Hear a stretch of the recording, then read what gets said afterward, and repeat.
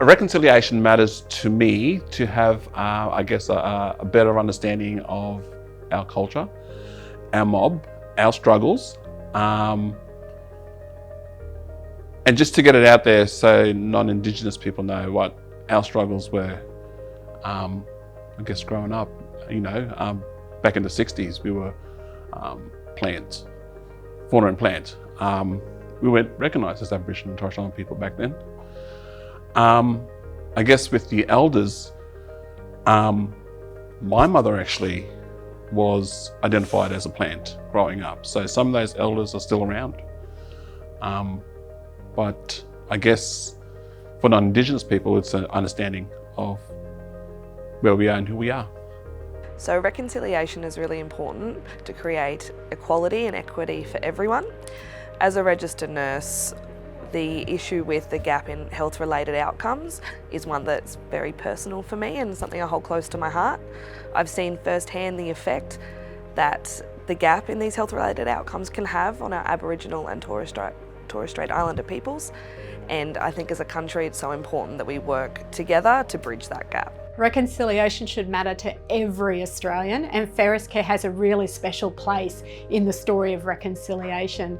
As an organisation, as a corporate identity, we touch so many lives, and if we can just share part of that story with every person we touch, whether that's our volunteers, our staff, then they can take those conversations forward also into their families and to where they can influence.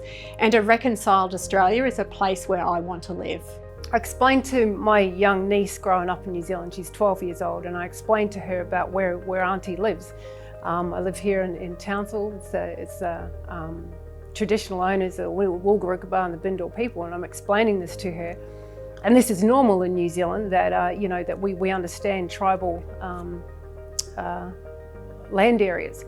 And I explained to her that Aboriginal Torres Strait Islander people weren't even counted as people in this country until the 1970s, and she couldn't understand that.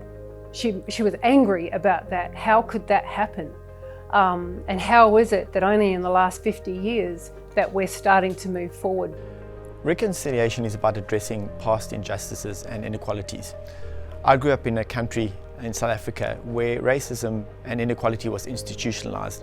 I've seen the devastating impact and still continue to see the devastating impact on millions of families of South Africa. Reconciliation is about addressing that. It matters. Growing up, there was this proud sense of, I'm third or fourth generation Australian, and I come from the best country in the world, and then when we kind of learned the history over time, that really changed, and it changed at 2 points for me. It was learning the history in high school, or the Australian history, and what is in the taught curriculum today, and what the actual history was. And there was a lot of guilt that came there, and it was a lot of shame that came along with that. I can't help but feel connected to the problem, and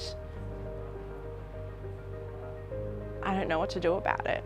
And that's, I think, the hardest part is someone's always going to be hurt, someone's always going to be pissed off about it, and someone's always going to feel shamed and guilt because what we did was wrong. And even when we try and make it right, it's still not going to fix anything because what happened happened. I don't have the answers, and that really frustrates me, but maybe this will help. Reconciliation really matters to me because it's about three things: respect, hope, and courage. So the first is around having respect for the First Nations people being the traditional owners and custodians of this beautiful land, and making sure that we understand their culture, history, language, art and music. The hope is around the opportunity to do the very best we can as Ferris Care to engage with our local First Nations communities and to make sure that we're providing the best service we can to our First Nations participants, clients and residents. And for me, the third one is the most important, which is having the courage to address and challenge institutional racism and really understand what intergenerational trauma means. And if we combine the respect, hope and courage, I think that we will move really strongly towards a reconciled Australia.